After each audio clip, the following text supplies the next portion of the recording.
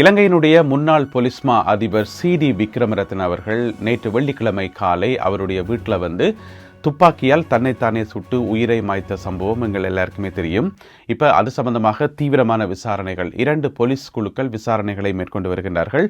அந்த விசாரணைகளில் இருந்து ஒரு சில தகவல்கள் கிடைக்கப்பட்டிருக்கின்றன. அவற்றை பார்க்கலாம். முதல்ல தன்னைத்தானே சுடுறதுக்கு துப்பாக்கி எங்கிருந்து வந்தது, அந்த கை துப்பாக்கி எங்கிருந்து வந்ததுன்னு கேட்டிங்கன்னு சொன்னால், ஒரு முன்னாள் பொலிஸ்மா அதிபர் என்று சொன்னால் அவர்கிட்ட ஒரு துப்பாக்கி இருக்குந்தானே என்று கேட்டிங்கன்னு சொன்னால் அதுதான் இல்லை.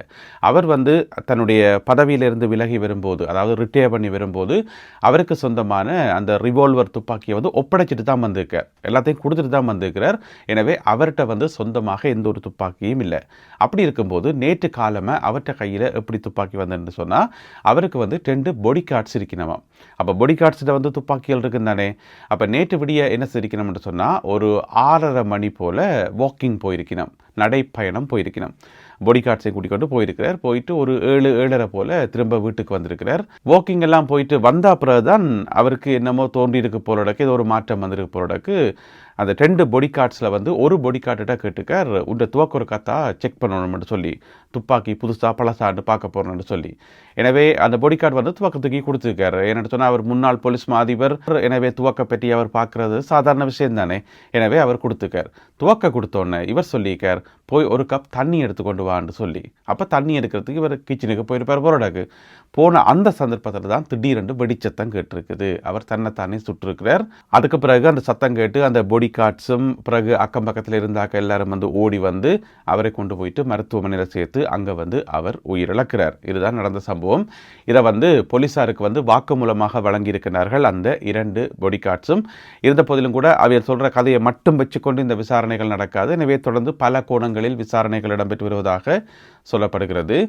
எப்படி பார்த்தாலுமே தனிப்பட்ட முறையில் அவருக்கென்று சொல்லி எந்த விதமான ஒரு குற்றச்சாட்டுகளோ பாரதூரமான ஊழல் குற்றச்சாட்டுகளோ எதுவுமே இல்லை. அது மட்டும் இல்லாமல் இவர் ஒரு அமைதியான வாழ்க்கையை வாழ்ந்து கொண்டிருந்த ஒரு முன்னாள் பொலிஸ்மா அதிபர் என்று சொல்லப்படுது. அதாவது தியானம் செய்கிறதுல ஈடுபாடு உள்ளவர், அடிக்கடி தியானம் செய்பவர், மச்ச சாப்பாடுகள் சாப்பிட்ற இல்லையா, இறைச்சி மீன்கள் மச்ச சாப்பாடு சாப்பிட்ற இல்லை, அதுபோல் மது பாவனை, புகைத்தல், எதுவிதமான கெட்ட பழக்கமும் அவர்கிட்ட இல்லையா. அப்படி தானும் தண்டவாடுமாக அமைதியாக வாழ்ந்த ஒருவர். அவருடைய குடும்பத்தில் சில பல பிரச்சனைகள் இருந்து என்று சொல்லப்படுகிறது. அதை பற்றி நாங்கள் விரிவாக சொல்ல வேண்டாம். மிக முக்கியமாக அவருடைய 2 மகன்கள், 2 மகன்களில் ஒரு மகனுக்கு போலீஸில் விசாரணைகள் இருக்காம். ஏன்னு சொன்னால் டிவோர்ஸ் கேஸ் ஒரு பக்கம் போய்கொண்டிருக்காம். அதை விட வீட்டு வன்முறை சம்பந்தமாக ஏதோ போலீஸ் விசாரணைகள் போய்கொண்டிருக்காம். எனவே அதன் காரணமாக ஒரு மன உளைச்சலாக இருக்கலாம். ஏன்னு சொன்னால் அவர் ஒரு நேர்மையான அதிகாரியாக இருக்கும்போது, ஒரு ஒழுக்கமான போலீஸ் அதிகாரியாக இருக்கும்போது அவருடைய வீட்டில் பிரச்சனை என்று சொன்னால் அப்போ அது அவைக்கு ஒரு மாதிரி தாக்கமாக இருக்கும் தானே. இப்போ போலீஸ் அதிகாரியாக இருக்கும்போது இந்த அரசியல்வாதிகள் சொல்கிற கதைகளை கேட்டுக்கொண்டு அவைக்காக செயல்படுறது அது வேறு பிரச்சனை, அது வேறு வழியே இல்லை. நாட்டில் ஜனாதிபதி ஆர்டர் போடும்போது ஒரு போலீஸ் அதிபர் செய்யத்தான் வேணும் என்று சொல்லி அப்படி கட்டாயத்தில் ஒரு சில பதவி மாற்றங்களும் அந்த மாதிரி ஒரு சில வேலைகள் செய்தார் என்று சொல்லப்படுது. ஆனால் அது பாரதூரமான குற்றங்களாக அவர் மேலே சாட்டப்படையில. எனவே குடும்ப பிரச்சனை தான் பிரதான காரணம் என்று சொல்லப்படுது. இருந்தாலும் போலீசார் விசாரணைகளை முன்னெடுத்து வருகின்றார்கள். இது முதல் கட்டமாக கிடைக்கப்பட்ட தகவல்கள். இதுக்கிடையில் பார்த்தீங்கன்னு சொன்னால் முன்னாள் பொலிஸ்மா அதிபர் சி.டி. விக்ரமரத்ன அவர்களுடைய அந்த இறப்பில் பெற்றும் மர்மம் இருக்கிறது. இதுக்கு பின்னால் வலுவான காரணங்கள் இருக்குது.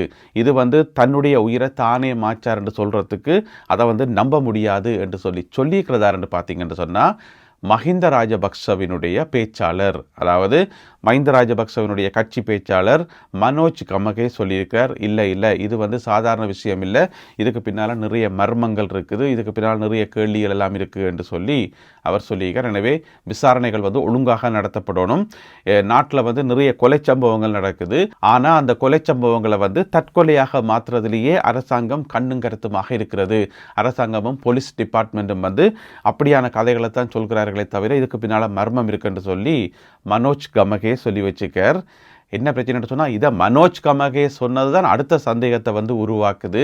ஏன்னு சொன்னால் நாட்டில் இந்த மாதிரி எந்த சம்பவம் நடந்தாலும் எல்லாருடைய சந்தேக பார்வையும் அங்கே ஒரு குடும்பத்தை நோக்கித்தான் போகும். அந்த குடும்பத்தினுடைய பேச்சாளரான மனோஜ் கமகே. எனவே அவரே உடனடியாக ஊடகங்களுக்கு முன்னால் அவசரமாக இப்படியான ஒரு ஸ்டேட்மெண்ட்டை விட்டது இன்னும் சந்தேகங்களை அதிகரிக்கிறது. இருந்தாலும் போலீசார் பல கோணங்களில் இந்த விசாரணைகளை முன்னெடுத்து வருகிறார்கள். இதுக்கிடையில் இன்னும் ஒரு முக்கியமான கேள்வி என்னென்னு சொன்னால், இந்த போலீஸ் அதிகாரிக்கு போலீஸ் மரியாதை வழங்கப்படுமா? அதாவது அவருடைய உடல் நல்லடக்கம் செய்யும் போது அந்த இராணுவ மரியாதை இருக்குது தானே, அதே போல் போலீஸ் மரியாதை வழங்கப்படுமா? போலீஸ் சீருடை அவருடைய உடலில் போர்த்தப்படுமா? தேசிய கொடி போர்த்தப்படுமா என்று சொல்லி கேள்விகள் இருக்குது தானே. அதுக்கு இப்போதைக்கு வாய்ப்பில்லை என்று சொல்லித்தான் சொல்லப்படுது. என்று சொன்னால் இந்த விசாரணைகளோட முடிவை பொறுத்து தான் அதுக்கான முடிவு எடுக்கப்படும் என்று சொல்லி, உண்மையிலேயே அவர் தன்னுடைய உயிரை தானே மாற்றிருந்தா அவருக்கான எந்த ஒரு போலீஸ் மரியாதையும் கிடையாது. ஏன்னு சொன்னால் ஒரு போலீஸினுடைய இலங்கையிலேயே ஐஜிபி என்று சொன்னார், அவர் தான் போலீஸில் நம்பர் 1. அவரே இப்படியான ஒரு தவறான முடிவு எடுக்கிறது அது மக்களுக்கு ஒரு முன்னுதாரணமாக இருக்காது. என்ன எல்லாருமே துணிச்சலாக இருக்கணும், தைரியமாக இருக்கணும், வாழ்க்கையில் 1000 பிரச்சனைகள் வந்தாலும் அதை எதிர்கொள்ளணும். அப்படியான ஆக்களை தான் மக்கள் மதிப்பினம், அப்படியான ஆக்களுக்கு தான் அந்த சரியான மரியாதை கிடைக்கும். ஒவ்வொரு சின்ன சின்ன பிரச்சனையை பார்த்துட்டு உடனே போயிட்டு தங்களுடைய வாழ்க்கையை முடிக்கிற ஆக்களை அதை அது அவற்றை தனிப்பட்ட பிரச்சனையாக இருந்தாலுமே கூட சமுதாயம் அவரை பெரிய அளவில் முன்னுதாரணமாக எடுக்காது. அதை ஒரு வரவேற்காது அந்த செயற்பாடுகளை. இப்படியா நாட்களை நாங்கள் வரவேற்கலாமா? இல்லை தானே. எனவே இவருக்கு போலீஸ் மரியாதை வழங்கப்படுமா இல்லையான்ற முடிவு விசாரணைகளில் தான் தெரிய வரும். எனவே இன்னும் நடக்க இருக்கிற விசாரணைகளில் ஒருவேளை தெரிய வருமாக இருந்தால், எப்படி என்றால் தன்னுடைய உயிரை தானே மாச்சார் என்று சொல்லி உறுதிப்படுத்தப்படுமாக இருந்தால் அவருக்கு போலீஸ் மரியாதை வழங்கப்பட மாட்டாது என்று சொல்லி அறிவிக்கப்பட்டுள்ளது. நாட்டினுடைய ஜனாதிபதியாக ரணில் விக்ரமசிங்க வர வேண்டிய தருணம் வந்துவிட்டது, அவர் நாட்டை பொறுப்பேற்க வேண்டிய தருணம் வந்துவிட்டது என்று சொல்லிக்கிறதார் என்று பார்த்தீங்கன்னு சொன்னால், முன்னாள் பாராளுமன்ற உறுப்பினர் அஜித் மன்னபெருமை சொல்லியிருக்கார். ஏன் சொல்லியிருக்காருன்னு சொன்னால், அவைக்கு வேலையே இதுதான், இடைக்கிட இப்படித்தான் ஒவ்வொரு மாதத்தில் ஒரு தடவை ரைட் இப்போ சரியான டைம் வந்துட்டுது, இனி ரணில் விக்ரமசிங்க தான் நாட்டை பொறுப்பேற்கணும், இதை விட வர வழியே இல்லை என்று சொல்லி ஒவ்வொரு மாதமும் ஒவ்வொரு அறிக்கை விட்டு கொண்டே இருக்கிறோம். நினைக்கிறேன் இந்த ஆட்சிக்கு வர முடியலைன்ற அந்த துக்கமோ அல்லது பதவியை இழந்துட்டோம்னு சொல்லி அந்த விரக்தியோ இன்னும் தெரியலை. ஒவ்வொரு மாதமும் சொன்னபடி இப்போ தான் சரியான டைம், இந்த ரணில் விக்ரமசிங்க பொறுப்பேற்க போகிறாருன்னு சொல்லி ஒரு பக்கம் சொல்கிறது, இன்னொரு பக்கம் சொல்கிறது ரணில் விக்ரமசிங்கவும் அஜித் பிரேமதாசாவும் ஒன்று சேர போயினோம், எல்லாம் ரெடி, இந்த சேர்ந்துட்டு ஆட்சியை பிடிக்க போயினோம்ன்றது. என்ன பிரச்சனை சொன்னால், இப்போ என்பிபி அரசாங்கம் ஆட்சியில் இருக்கிறதால இந்த அரசியல்வாதிகளோட பிழைப்பே போச்சுது. ஒருத்தருக்கும் ஒரு வருமானமும் இல்லை, ஒரு காசை கொள்ளையடிக்கவும் வழி இல்லை, ஒன்றுக்கும் வழி இல்லை. இதுவே இப்போ ரணில் விக்ரமசிங்க இருந்தால் இவ்வளோ பிஸ்னஸ் பார்க்கலாம் சொல்லுங்க. அப்போ பார் லைசன்ஸில் இருந்து எல்லா விதமான வேலைகளை பார்த்து காசாக கொட்டி கொண்டிருக்கும். பொதுமக்களுக்கு இல்லை, அரசியல்வாதிகளுக்கு கொட்டி கொண்டிருக்கும். எல்லாற்ற பிழைப்பும் போச்சு என்றதுக்காக. அதுபோக பாராளுமன்ற உறுப்பினர்கள், முன்னாள் பாராளுமன்ற உறுப்பினர்கள் பென்ஷன் கூட இல்லைத்தானே, அதையும் கட் பண்ணியாச்சு. எனவே அவைன்ற பாடு பெரிய பாடுதான். அதனால் பொதுமக்களுக்கு எடுக்கட்டாலும் பரவாயில்லை, நாங்கள் ஆட்சியை பிடிச்சா மட்டும்தான் நாங்கள் நல்லா இருக்க முடியும் என்று சொல்லி ஒவ்வொரு முன்னாள் அரசியல்வாதியும் நினைக்கிறது இயல்பான ஒன்றுதான். இன்று அதிகாலை இடம்பெற்ற வீதி விபத்திலே போலீஸ் சார்ஜன் ஒருவர் கொல்லப்பட்டிருக்கின்றார். இந்த சம்பவம் A9 வீதியில், யாழ் கண்டி வீதியில் இடம்பெற்றிருக்கிறது. இன்று சனிக்கிழமை அதிகாலை வேளையில், அதாவது கடமைகளை முடித்து கொண்டு வீட்டுக்கு போய்கொண்டிருந்த ஒரு போலீஸ் சார்ஜன் ஒருவர் தன்னுடைய மோட்டர் பைக்கில் போய்கொண்டிருக்கிறார். அவருடைய வீடு எங்கே இருக்குன்னு பார்த்தீங்கன்னு சொன்னால், வவுனியாவில் இரட்டை பெரிய குளம் இருக்குது தானே, அங்கே தான் அவருடைய வீடு இருக்குது. அப்போ மோட்டர் பைக்கில் போய்கொண்டிருக்கக்குள்ள எதிரில் ஒரு டிப்பர் வந்திருக்குது. பிறகு சொல்ல வேணும் என்ன நடந்திருக்கும் என்று சொல்லி இரண்டுமே நேருக்கு நேரம் மோதி அந்த இடத்திலேயே அந்த போலீஸ் அதிகாரி கொல்லப்பட்டிருக்கின்றார். இது சம்பந்தப்பட்ட விசாரணைகள் முன்னெடுக்கப்பட்டு வருகின்றன. அடுத்ததாக ஒரு சுவாரஸ்யமான செய்தி. உங்களுக்கு தெரியும், இலங்கையில் பிரிவனா பாடசாலைகள் என்று சொல்லி பாடசாலைகள் இருக்குது. அதாவது பௌத்த பிக்குவாக வர இருக்கிற ஒரு ஆள் சின்ன வயசுலேருந்தே அதுக்கு படிக்கிறது. பாலி மொழியில் இருந்து பிறகு பௌத்த மதத்தை பற்றி இந்த மாதிரி விஷயங்கள் படிக்கிற பள்ளிக்கூடத்தை தான் பிரிவனா பாடசாலைகள் என்று சொல்கிறது. அப்படிப்பட்ட ஒரு பிரிவனா பாடசாலையில் கல்வி கற்று வந்த 2 மாணவர்கள் போலீசாரினால் கைது செய்யப்பட்டிருக்கிறார்கள். 2 பேருக்குமே 14 வயசு. அப்போ 14 வயசில் இருக்கிற 2 பேரையும் எதுக்கு போலீஸ் கைது செய்யணும்னு கேட்டிங்கன்னு சொன்னால், இந்த சம்பவம் நடந்தது எப்பாவலை என்று சொல்லப்படுற இடத்துல. அங்கே இருக்கக்கூடிய ஒரு மொபைல் ஃபோன் கடையில் களவெடுத்திருக்கிறோம். 10 லட்சம் ரூபா பெறுமதியான 6 கையடக்க தொலைபேசிகளை களவெடுத்திருக்கிறோம். கடையின் முன்பக்க கண்ணாடியை உடைச்சு களவெடுத்து கொண்டே இருந்திருக்கிறோம் இந்த 2 மாணவர்களும் பிரிவனா பாடசாலையில். பிறகு போலீஸார் மேற்கொண்ட விசாரணைகளில் இப்போ ஒரு மொபைல் ஃபோன் கடையில் மொபைல் ஃபோன்ஸ் களவெடுத்தா அதை என்னென்று தப்பி ஓடுறது. ஏன்னு சொன்னால் எல்லாமே ரிஜிஸ்டர்டில் இருக்கும், ஏன்னா எல்லாம் பதிவு செய்யப்பட்டிருக்கும். அதை போலீஸ் சிம்பிளாக கண்டுபிடிக்கும். ஆனால் இவைக்கு அது ஒன்றுமே தெரியலை. போயிட்டு களவெடுத்து கொண்டு போயிட்டு வச்சு கொண்டு இருந்திருக்கணும். சம்பவம் நடந்து ஒரு 6-7 நாட்கள் இருக்கும். அதுக்கு பிறகு போலீஸார் கண்டுபிடிச்சிட்டோம், ஓஹோ இவையெல்லா நாட்கள் இங்கே தான் எல்லா ஃபோன்களும் இருக்குன்னு சொல்லி இப்போ அவர்கள் 2 பேரும் கைது செய்யப்பட்டிருக்கிறார்கள்.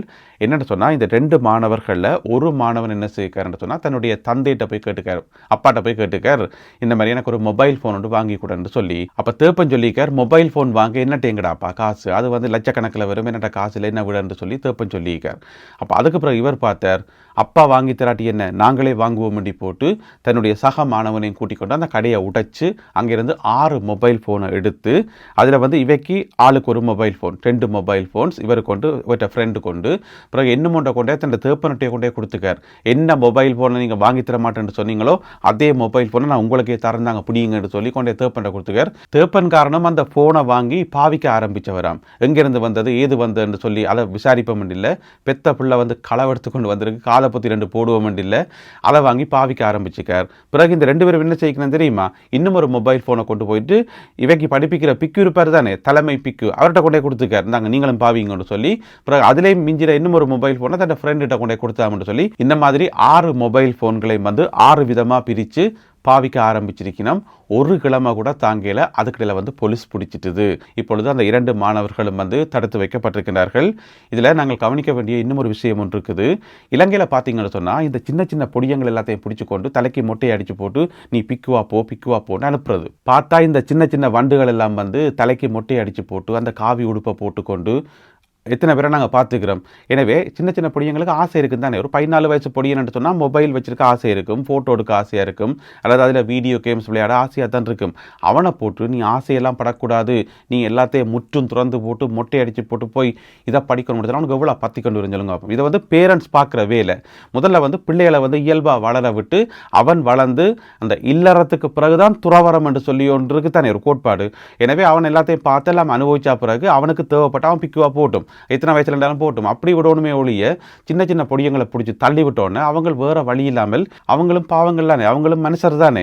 எனவே அவங்களுக்கு ஒரு கணக்கான ஒரு வயசு வரைக்குள்ள வந்து அந்தந்த வயசுக்குரிய வேலையை தானே செய்ய ட்ரை பண்ணுவாங்க. எனவே அதனால தான் இப்படியான குற்றங்கள் நடக்கிறதுக்கு இதுவும் ஒரு காரணம். எனவே இதுக்கு ஒன்றுமே செய்ய முடியாது என்று சொன்னால் அந்த பிக்குவா வார அந்த கலாச்சாரம் வந்து இலங்கையை விட்டு போகாது, அது காலங்காலமாக அது வந்து ஒன்று தான் இருக்கும். எனவே ஒன்றுமே செய்ய முடியாது. இந்த காணொலியில் பகிர்ந்து கொள்ளப்பட்ட இந்த செய்திகள் தகவல்கள் தொடர்பான உங்களுடைய கருத்துக்களை மறக்காமல் கீழே எழுதுங்கள். மீண்டும் சந்திப்போம் உறவுகளே. நன்றி, வணக்கம்.